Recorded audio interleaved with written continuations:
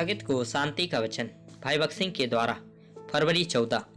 और यीशु ने उनसे कहा, जीवन की रोटी मैं हूँ, जो मेरे पास आएगा वह कभी भूखा ना होगा। यूहन्ना रचित सुसमाचार 6 अध्याय 35 पद। परमेश्वर जानता है कि हम कहाँ और किस परिवेश में रहते हैं। वह हमारी कठिनाइयों को जानता है, इसलिए वह हमें उसके पास आने के लिए कहता है, जो जीवित रोटी है। मन्ना जो स्वर्ग से गिरा सच्ची रोटी का प्रतीक है, जो हमारे प्रभु यीशु मसीह है।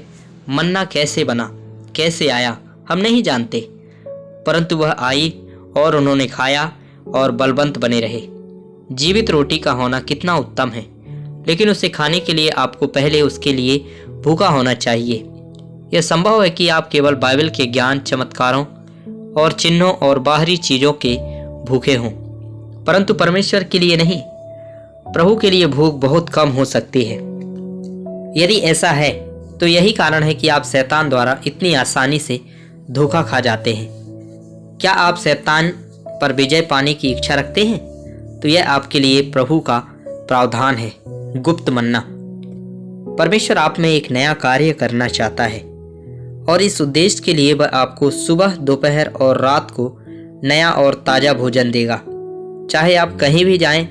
मेरे जीवन परिवर्तन के बाद जब मैं कनाडा में था, मेरे पास पैसे नहीं थे, इसलिए मुझे एक रसोइये के रूप में काम करना पड़ा और एक होटल में 400 से 500 लोगों के लिए भोजन तैयार करना पड़ा।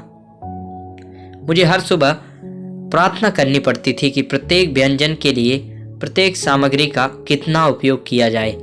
मैंने पाया कि भोजन में हर दिन एक नया स्वाद और नया सुगंध था। लोगों ने सोचा कि मैं एक उत्कृष्ट और अनुभवी रसोइया हूँ, और यहाँ तक कि मुझसे मेरी रेसिपी भी पूछी।